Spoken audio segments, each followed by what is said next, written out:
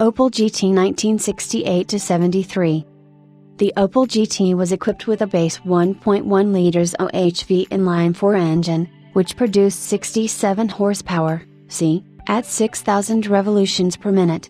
However, most buyers chose an optional 1.9 liters camshaft in-head engine, which produced 102 horsepower, at 5,200 to 5,400 revolutions per minute. Some of the early 1968 models also came with a slightly higher compression H-code cylinder head.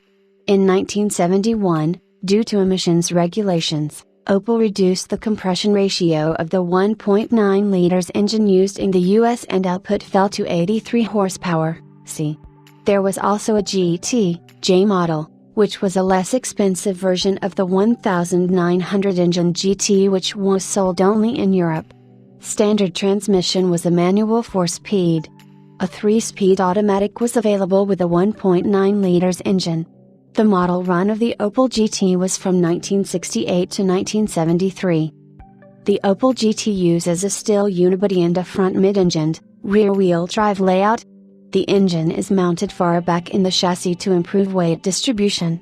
Front suspension consists of upper arms and a lower transverse leaf spring. Aside from the Opel's styling, the unusual use of a transverse leaf spring in the suspension was another remarkable commonality with Chevrolet's Corvette. A live axle and coil springs are used in the rear. The power-assisted braking system uses discs in the front, drums in the rear. Steering is unassisted. One unusual feature of the Opel GT is the operation of the pop-up headlights. They are manually operated, by way of a large lever along the center console next to the shifter. Unlike most pop-up headlights, they both rotate in the same direction, counterclockwise from inside the car, about a longitudinal axis. Designed by Opel stylist Erhard Schnell, the GT is a fastback, that has neither an externally accessible trunk nor a conventional hatchback. There is a parcel shelf behind the seats that can only be accessed through the main doors. Behind the parcel shelf is a fold-up panel that conceals a spare tire and jack.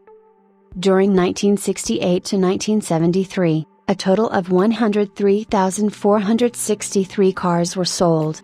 The most collectible GTs are probably the first few hundred cars hand-assembled in 1968 and the 1968 to 1970 models with the 1.1 liters engine, which totaled 3,573 cars.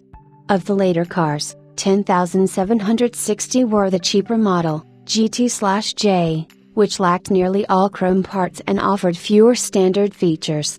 In some markets, items like a limited slip differential, front and rear anti-sway bars, heated rear window, and engine bay light were standard, although most cars were shipped without them.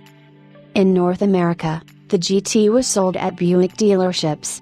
Reasons for ending production were the need to redesign the car to remain competitive with up-and-coming sports models, such as the Datsun 240Z, as well as the termination of Brisna and Lott's bodybuilding contract.